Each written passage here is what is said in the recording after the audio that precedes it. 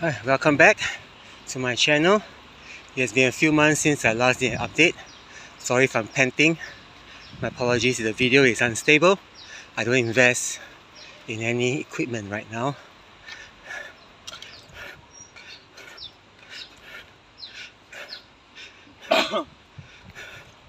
Right, I just finished a 5 km run. Now in today's session, I'm going to share on 3 things. Where I left off about the early retirement bit, my part in Japan, what's happening right now, and what's my plan for the future. Alright, if you're interested, please stay on for part 1. My last Japan video was made in Ueno Park. Ueno, there's a big pond in the area. My wife loves to go on boat rides and this swan boat thing. So I share a bit of that in the next video, probably a few hours later when I get back. I will also be sharing some thoughts about life that I gleaned from my little half an hour on the boat. But for today, I came back to Singapore after 9 weeks in Japan in the first week of May. Now, almost immediately the week after, I went back to work. Now, why is that so? I think it's because of my professionalism at work and the value add that my supervisors, my colleagues and my bosses see. So very early, even before my trip, they have secured my verbal commitment to go back to their organization. And of course the other reason is they don't want me to go elsewhere and be taken up and be seconded by another organization. So counting down, I've been there for about 2 months now. Am I happier now or not? Alright, I need to be very careful with this. Now, I am not unhappy in my current position as supportive colleagues and supportive leaders.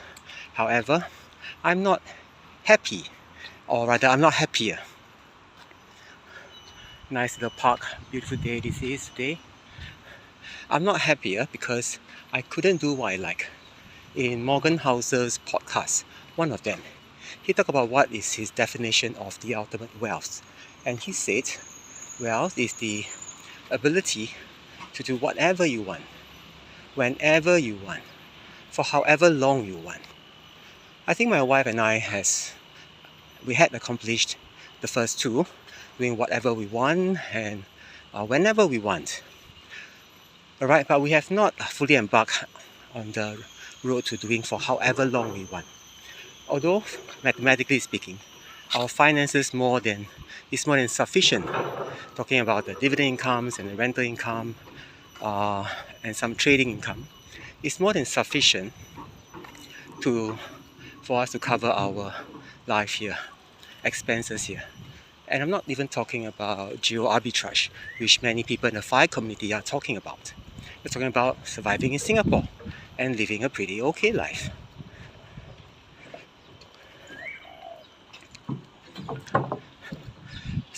But why did we still go back? I think part of the reason is maybe a sense of commitment to our ex-colleagues. When they ask, it's quite hard to turn down. It's a lesson I'm still learning to say no. Another thing is I do get a sense of fulfillment at my workplace, helping people who may otherwise be very despondent and might have given up on themselves.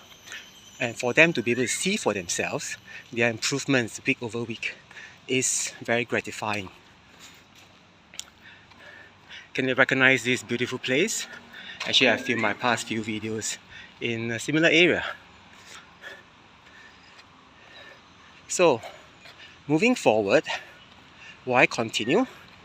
For the rest of the year, yes, before taking another break at the end of the year.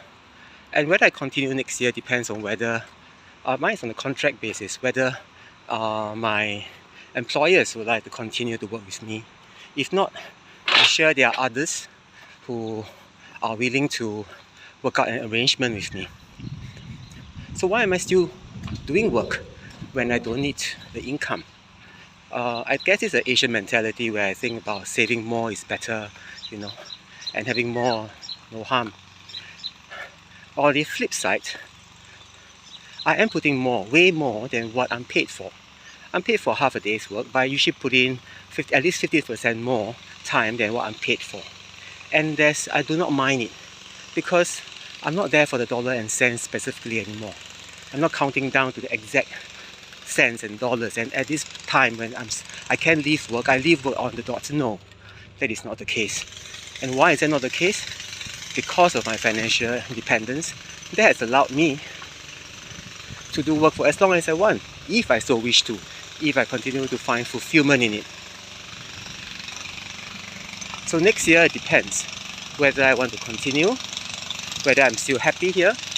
And my wife recently, she wasn't happy at her workplace. Without going into details, because we're not in a habit of bad-mouthing people. Alright, she didn't feel valued, she didn't feel supported. In very specific cases, she asked her colleagues for information and they ignored her. She asked the immediate superiors for information and they ignored her. Alright, and that's not professional, to say the least. So how can she be in a position to do her best when she felt being handicapped in her work?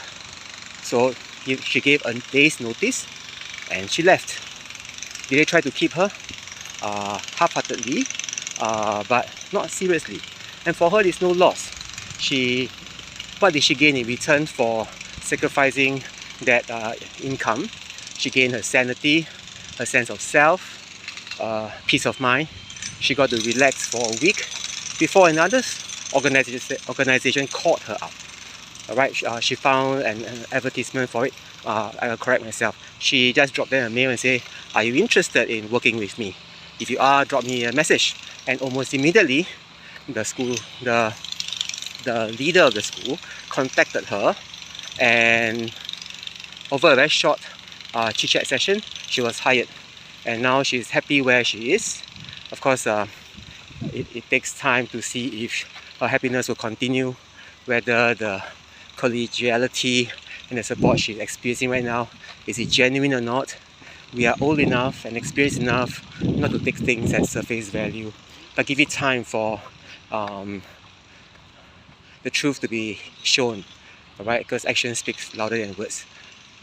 But if she's happy at her workplace, which is actually very close to where we live, like a 10-15 minutes walk, I can consider switching to that new workplace. If they are also looking for another employee who is dedicated to his work.